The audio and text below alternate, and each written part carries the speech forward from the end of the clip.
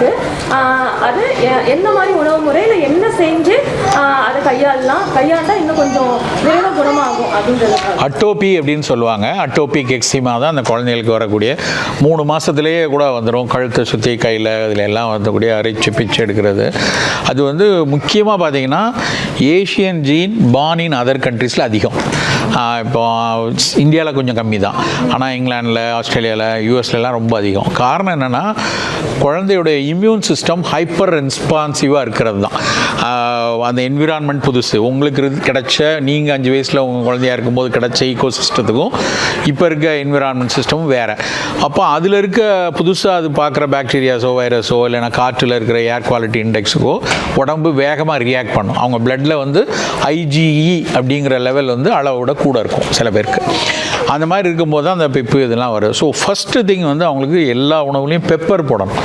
நீங்கள் காரத்தை வந்து மிளகு தூள் சேர்க்கணும். பெப்பர் வந்து one of the best antihistamine. அது வந்து ஆன்டி லுக்கோட்ரைன். அது வந்து அந்த எதிர்பார்ட்டில் வேகமாக ரியாக்ட் பண்ணாமல் இருக்க உதவும். ஸோ நீங்கள் காரம் தேவைப்படுற இடத்துலலாம் மிளகு தூள் குறைவாக எடுத்துக்கலாம். அடுத்து 2வது, ரொம்ப புளிப்பு கொடுக்கக்கூடாது. வத்த குழம்பு, காரக்குழம்பு. ஏன்னா புளி துவர் விஞ்சிக்கின் வாதம் சொல்லும், துவர்க்க வைக்கும், ட்ரை ஆக்கும். ஏற்கனவே அது ட்ரை அட்டோபிக் எக்ஸிமா தான். ஸோ ட்ரை ஆகக்கூடாது. அதுக்கு வந்து துவர்ப்பையும் புளிப்பையும் குறைச்சிக்கணும். இது 2வது. 3வது வந்து ப்ராப்பராக அதுக்கு வந்து நம்ம இன்கேஸ் ஒரு 3-4 வயசுனா நம்ம ஃபுட்டுலேயே இப்படி கொண்டு போகலாம். ரொம்ப அதிகமாக இருக்குன்னா நீங்கள் எக்ஸ்டர்னலாக அதுக்குன்னு உரிய மருந்து. நாங்கள் வந்து பாலக்கரப்பான் அப்படிமோ, குழந்தையில் வரக்கூடிய கரப்பான். அதுக்குரிய இந்த ஹிஸ்டமினிக் ரெஸ்பான்ஸ் குறைக்கிற மருந்துகள், இம்யூன் மாடுலேட்டராக இருக்கிற மாதிரி நாங்கள் இந்த சீந்தில் பரங்கிப்பட்ட மாதிரியான மருந்து கொடுப்போம். எக்ஸ்டர்னலாக அருகம்புல் தைலம் அது மாதிரி போடலாம். பட் ஒரு ரொம்ப இம்பார்ட்டன்ட் திங் வந்து என்னென்னா 90 to 95% ஆஃப் சில்ட்ரன் ஆட்டோமேட்டிக்காக சரியாயிடும். நீங்கள் என்ன எஃபர்ட் போட்டு இப்போ என்ன இங்கேனா ஒரு 1%, 0.1% ஸ்டீராய்டல் க்ரீம் அப்ளை பண்ண சொல்லுவாங்க.